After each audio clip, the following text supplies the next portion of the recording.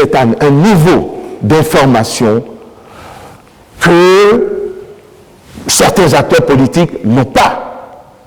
Il y a une différence entre celui qui a les informations scientifiques distribuées ou diffusées par des canaux appropriés et ceux qui pensent détenir des informations à travers WhatsApp ou à travers les rumeurs.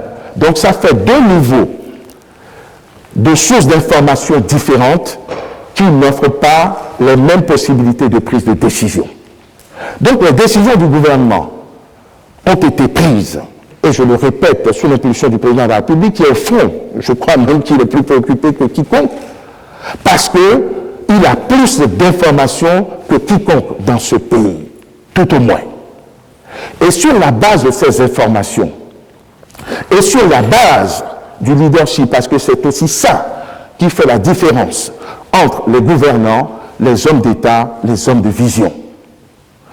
Bien sûr, il y a Covid aujourd'hui, il y a ceux qui peuvent dire « Ah, attention, barricadons-nous, sinon nous allons tous mourir, nous allons tous mourir. » Et ceux qui disent « Nous allons survivre. » Et effectivement, nous survivrons. Mais si nous mettons toute notre énergie à répondre à un mal qui est certes réel, mais qui est plus accentué par la psychose et l'angoisse que ce mal génère, et que nous mettons toute notre énergie à combattre ce Covid-19 qui n'a pas encore fait autant de dégâts, nous souhaitons qu'il n'y en aura pas davantage, mais qu'allons-nous faire demain?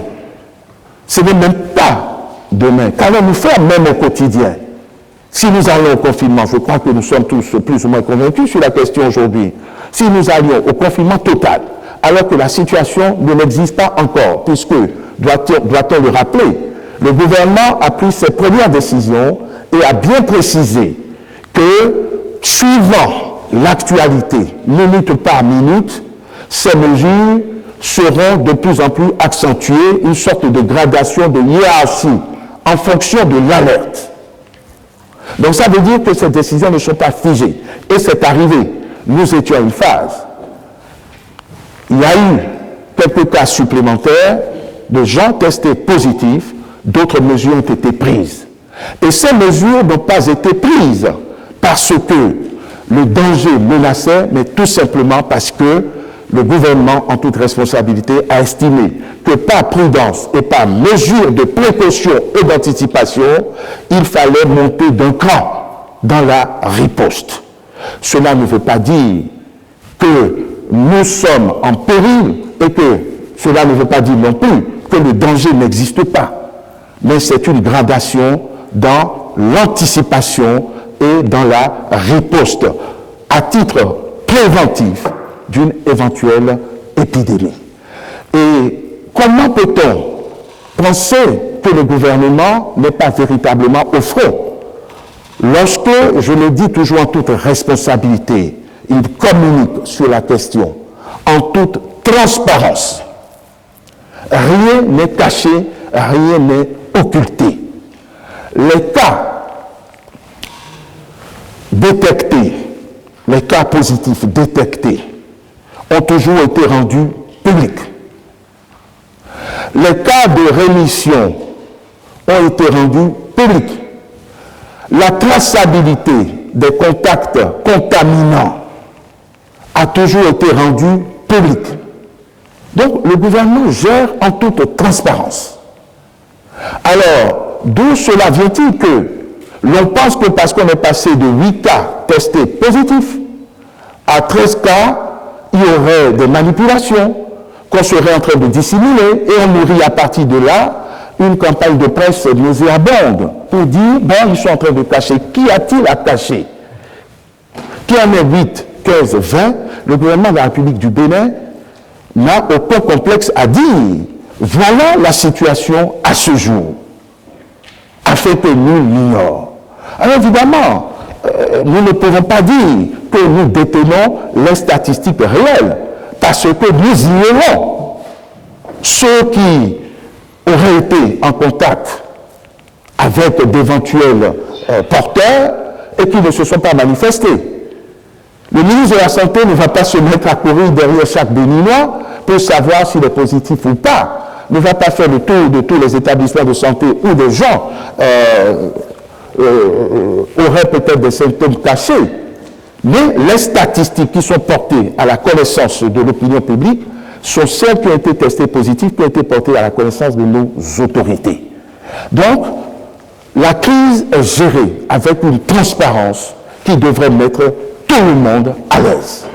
Et que le travail de tout citoyen, surtout lorsqu'il est acteur politique, n'est pas de fustiger, n'est pas de dénigrer, mais d'apporter sa contribution en disant « nous pouvons préconiser telle solution afin que les choses aillent dans le bon sens ».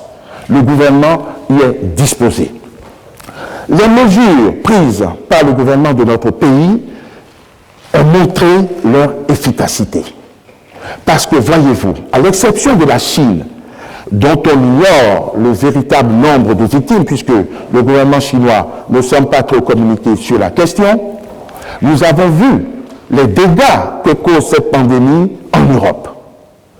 Là où on est allé au confinement total, vous avez vu, on parle de milliers de décès, on parle de dizaines de milliers de gens contaminés que l'on prend en charge, malgré la panoplie des mesures qui sont mises en œuvre.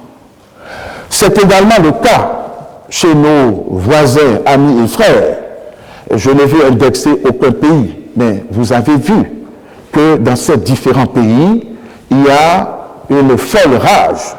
Les chiffres grimpent, les dégâts sont là, et pourtant, c'est des mesures de guerre qui ont été prises. Revenons dans notre pays, non pas pour fanfaronner, nous n'avons à ce jour déploré aucun décès. C'est à saluer. Nous espérons que ça ne changera pas, c'est-à-dire que nous espérons que nous n'aurons aucune victime à déplorer. Les cas testés positifs ont été pris en charge. Il est aujourd'hui établi que les premiers qui ont été pris en charge n'ont pas perdu la vie, mais au contraire sont sortis de leur isolement parce que, après la thérapie qu'ils ont subie, ils ont été testés négatifs. C'est un message d'espoir. Ça veut dire qu'aujourd'hui, même sans en avoir la maîtrise, nous savons ou nous pouvons penser que Covid-19 n'est pas forcément fatal ou n'est pas forcément foudroyant. Ce n'est pas un médecin qui parle. Je ne veux pas être prétentieux. Je ne suis pas médecin, encore que c'est quelque chose qui dépasse les médecins et les scientifiques, mais je suis en train de me livrer et de partager avec vous une analyse sur la base de faits que nous pouvons constater nous-mêmes.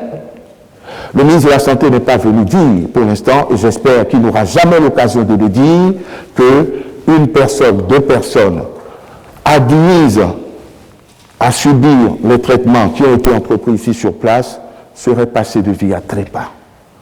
Ça s'appelle une victoire, pour l'instant, tout au moins, sur Covid-19. Je ne vais pas poursuivre. D'autres, aujourd'hui, qui sont admis, subissent ces traitements avec satisfaction, avec soulagement.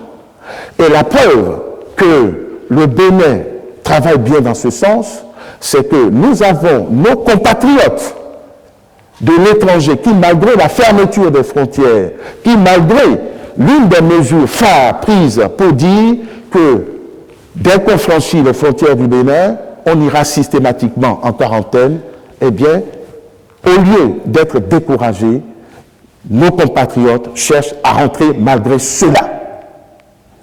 Il ne viendrait pas si Covid-19 était forcément fatal dans notre pays. Mieux que cela, ce sont des ressortissants étrangers qui cherchent refuge dans ces moments difficiles dans notre pays. Ce n'est pas le meilleur des tourismes, je suis bien d'accord avec vous, mais ça veut dire que les mesures prises par le gouvernement ne sont pas si mauvaises que cela. J'irai même plus loin en disant qu'elles sont en train de convaincre. Sinon, tout le monde allait chercher à partir d'ici. Et je voudrais vous dire, c'est vrai que le président de la République ne veut prendre aucun risque. Le président de la République, je vous le livre, voudrait que nous allions peut-être à un confinement, mais un confinement responsable et libre. C'est pour cela qu'au lieu de parler d'interdiction rigoureuse, on parle de recommandation. Là où on a mis recommandation, on peut mettre interdiction, purement et simplement. Et les interdictions, c'est pour les mesures les plus significatives, les plus sensibles, qui pourraient mettre en péril la santé publique, la santé collective. Donc le président de la République est dans l'état d'esprit que nous devons nous mettre à l'abri parce que l'ennemi n'a pas de visage et que nul dans ce monde, y compris les grands scientifiques, n'est venu nous dire comment ce virus opère. Quand c'est comme ça, on se retranche parce que tout le monde est plutôt d'accord sur la question. Quand on se met à l'abri, on est moins exposé à ce risque. Et c'est une recommandation. Mais sinon, moi je pourrais vous dire qu'en dépit de la psychose qui est semée, j'ai bien envie d'inviter le président de la République, et qui le ferait volontiers, à montrer que Covid-19 n'est pas invincible. Mais en toute responsabilité, il nous a recommandé de nous mettre à l'abri.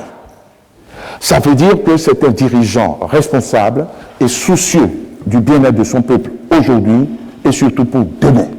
C'est aussi la preuve que les mesures prescrites par le gouvernement de la République du Bénin font effet et ne sont pas à ce jour démenties, puisque nous ne déplorons pas de morts, nous ne déplorons pas de victimes, nous portons à la connaissance de l'opinion les cas testés positifs qui nous parviennent et nous les prenons en charge avec un peu plus de succès que de l'insuccès aujourd'hui, puisqu'il n'y a pas eu de dégâts.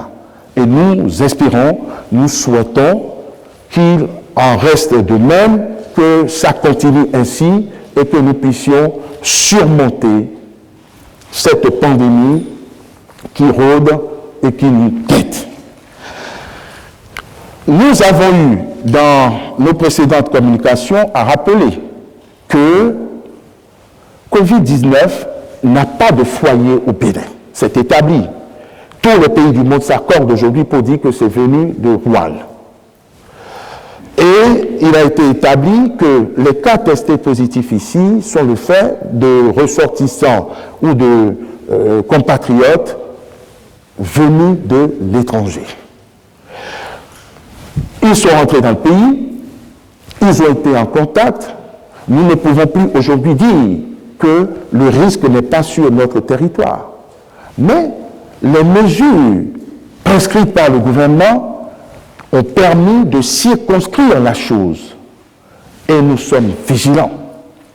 Parce que chaque fois qu'un cas nouveau est connu, il est révélé, il est pris en charge et nous n'avons pas de nouvelles fatales.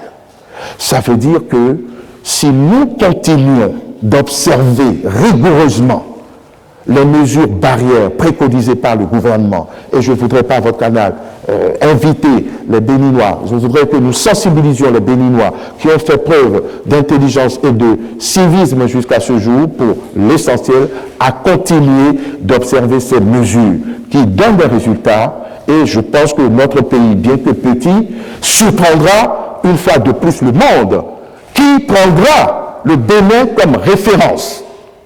Parce que aujourd'hui, je ne sais pas si vous avez écouté le Premier ministre français hier, Édouard Philippe, pendant plus d'1h30, il était désarmé, mais aujourd'hui, la France retourne à peu près à la vie normale, puisque c'est lui-même qui a prononcé le mot déconfinement.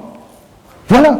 Ça veut dire que dans quelques semaines, si notre thérapie, qui est une thérapie responsable, porte définitivement ses fruits, nous verrons que le Bénin sera cité en exemple, que le Bénin ne s'est pas barricadé parce que les autres ont dit qu'il faut se barricader.